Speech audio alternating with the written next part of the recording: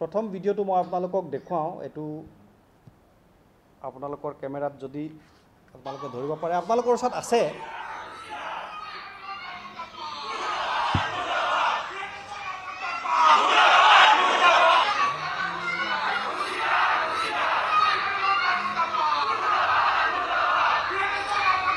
এটো আপোনালোকৰ ওচৰত আছে মই এটো নিউজ লাইভত ওলোৱা নিউজ লাইভ টিভি চেনেলত ওলোৱা ভিডিঅ'টো মই আপোনালোকক দেখুৱালো আন বহুতত ওলাইছে নিউজ লাইভত খুব প্ৰমিনেন্টলি ওলাইছে সেইকাৰণে হেতু আপোনালোকক দেখুৱালো আৰু এটা ভিডিঅ' আপোনালোকক দেখুৱাও একে ভিডিঅ' এটো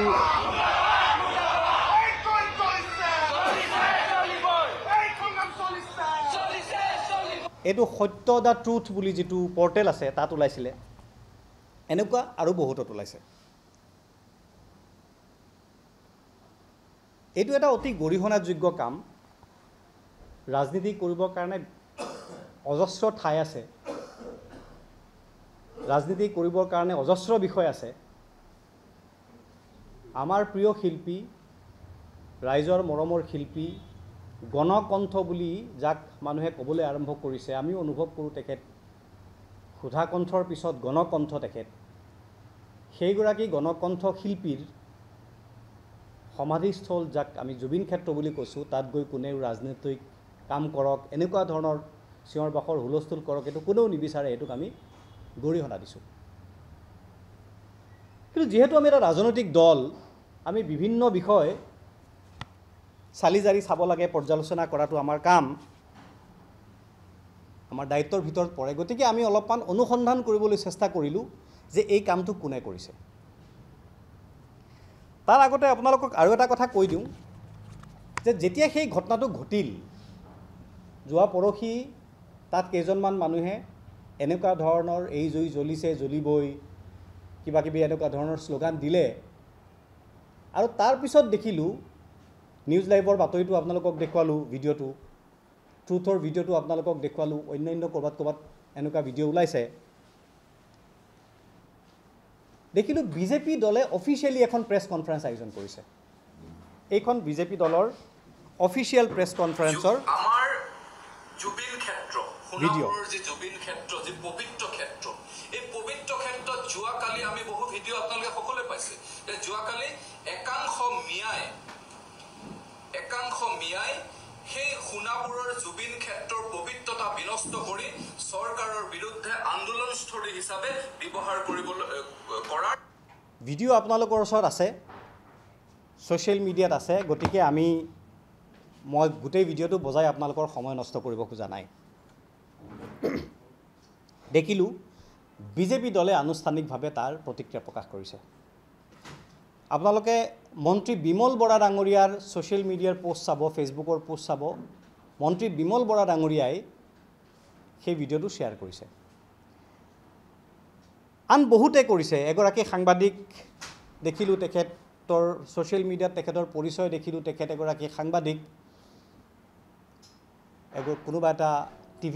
এটা বাতৰি কাকতৰ কোনোবা এখন বাতৰি কাকতৰ তেখেত editor in chief Manikuntal Saikia তেখেতৰো পোষ্ট দেখিলোঁ আন বহুত মানুহ বিজেপি ইক'চিষ্টেমৰ মানে মণিকুন্তল শইকীয়া বুলি যিগৰাকী সাংবাদিকৰ নাম মই কেৱল উদাহৰণ হিচাপে উচ্চাৰণ কৰিছোঁ এনেকুৱা অসংখ্য ব্যক্তি আছে যিসকল শইকীয়া ডাঙৰীয়া যাৰ কথা মই ক'লোঁ তেখেতৰ ছ'চিয়েল মিডিয়াৰ পোষ্টবোৰ আপোনালোকে চাব মুকলিকৈ বিজেপি দল আৰু বিজেপি দলৰ চৰকাৰক সমৰ্থন সহযোগিতা আৰু প্ৰশংসা কৰা এগৰাকী ব্যক্তি তেখেত আৰু এনেকুৱা অজস্ৰ ব্যক্তি আছে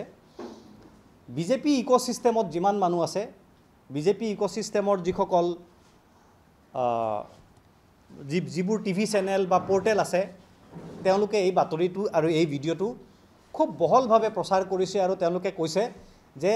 জুবিন ক্ষেত্ৰত আহি কোনে ৰাজনীতি কৰিছে সেইকাৰণে এটা ৰাজনৈতিক দল হিচাপে আমি আমাৰ এইটো দায়িত্ব বুলি অনুভৱ কৰিলোঁ যে আচলতে এই ৰাজনৈতিক পৰিক্ৰমা যিটো চলি আছে এইটো কোনে কৰিছে তেতিয়া আমি যেতিয়া অনুসন্ধান কৰিলোঁ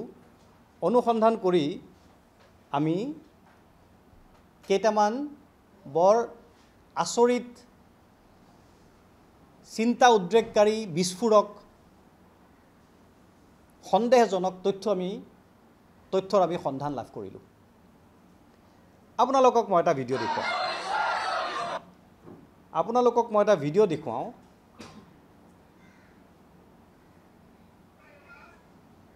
এই ভিডিঅ'টো চালে আপোনালোকে গম পাই যাব ভিডিঅ'টো থাকি গ'ল মোৰ মোবাইলত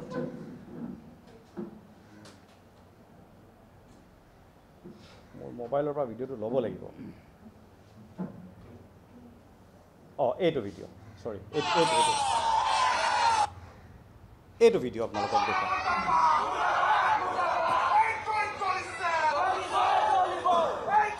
ৰ'ব মই অকণমান পোহৰটো বঢ়াই নিদিলে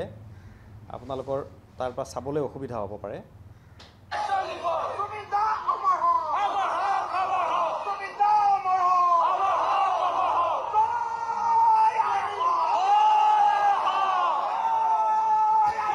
এই ভিডিঅ'টো মই আপোনালোকক দি দিম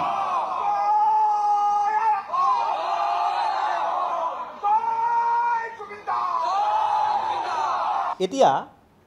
মই এগৰাকী ব্যক্তি আপোনালোকক দেখুৱাওঁ অকণমান ভিডিঅ'টো মই বেকত আনিব লাগিব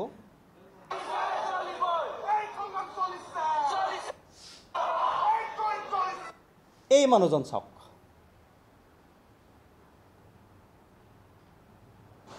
আপোনালোকে দেখা পাইছেনে বাৰু আপোনালোকক মই ভিডিঅ'টো দি দিম অৰিজিনেল ভিডিঅ'টো আমাৰ লগত আছে এইটো মই আপোনালোকক দি দিম ইতিমধ্যে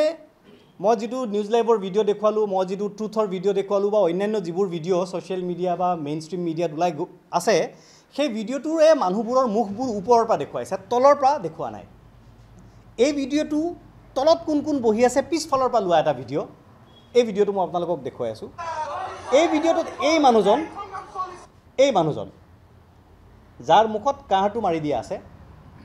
তেখেতৰ নাম হৈছে বাবুল আলী হাজৰিকা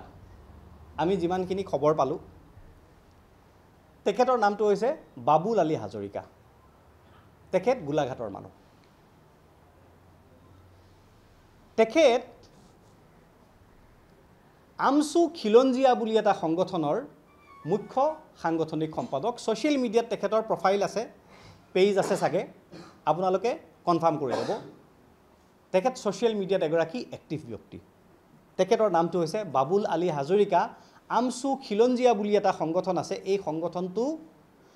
আমচু বুলি যিটো সংগঠন আছে তেওঁলোকৰ বহুকেইটা ভাগ আছে সেই ভাগ মানে অৰিজিনেল মূল আমচুৰ পৰা ফাটি গৈ পেলাই গোলাঘাটত তেওঁলোকে এই সংগঠনটো বনাইছিলে আৰু এই মানুহজন হৈছে বাবুল আলী হাজৰিকা সেই সংগঠনটোৰ মুখ্য সাংগঠনিক সম্পাদক এটা বাবুল আলী হাজৰিকা কোন যদি এই প্ৰশ্নটো আপোনালোকে উত্তৰ বিচাৰে অনুসন্ধান কৰে তেতিয়াহ'লে আপোনালোকক মই কেইখনমান ফটো দেখুৱাব লাগিব এই মানুহজনৰ নাম হৈছে বাবুল আলী হাজৰিকা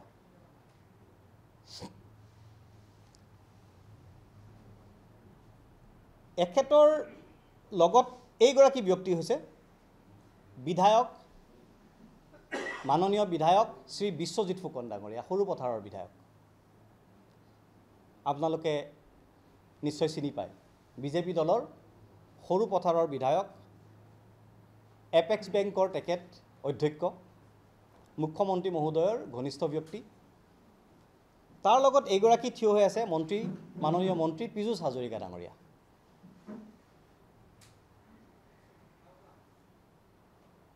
এইগৰাকী অসমৰ মাননীয় মুখ্যমন্ত্ৰী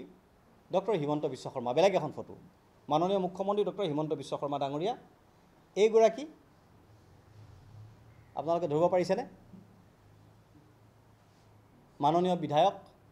বিশ্বজিৎ ফুকন ডাঙৰীয়া আৰু এইজন হৈছে বাবুল আলী হাজৰিকা মই যদি আপোনালোকক আৰু ভিডিঅ' দেখুৱাওঁ আৰু ফটো দেখুৱাওঁ এইখন চাওক এইজন বাবুল আলী হাজৰিকা এইজন বিধায়ক বিশ্বজিৎ ফুকন ডাঙৰীয়া এইজন মন্ত্ৰী পীযুষ হাজৰিকা ডাঙৰীয়া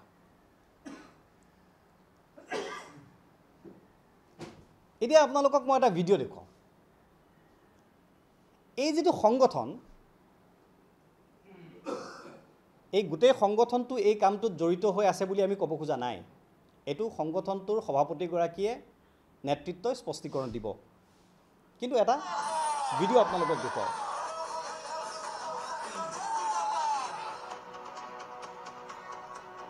এই যিটো ভিডিঅ' মই আপোনালোকক দেখুৱাই আছোঁ, এইটো 2023 চনৰ 7 জানুৱাৰীৰ ভিডিঅ'। এইটো গোলাঘাটৰ ভিডিঅ'। আমচু খিলঞ্জীয়া বুলি সংগঠনটো সেইদিনাখন গঠন হৈছিল, তেখেতসকলৰ জাতীয় অভিৱৰ্তন আছিল। এয়া তেখেতসকলৰ আদৰণি তোৰণ। এইটো অসমৰ খিলঞ্জীয়া সংখ্যালঘু ৰাইজৰ উদ্যোগত জাতীয় অভিৱৰ্তন আপোনালোকে চাব। 7 জানুৱাৰী 2023 সতী সাধনী ক্ষেত্ৰ গোলাঘাট, তাত অনুষ্ঠিত হৈছিল। সেই সভাখনত এই ভিডিঅ'টো আপোনালোকক দি দিম, আপোনালোকে চাই ল'ব। যিকোনো খবৰৰ বাবে যোগাযোগ কৰক 7099017330 লগতে 7099017110 নম্বৰত।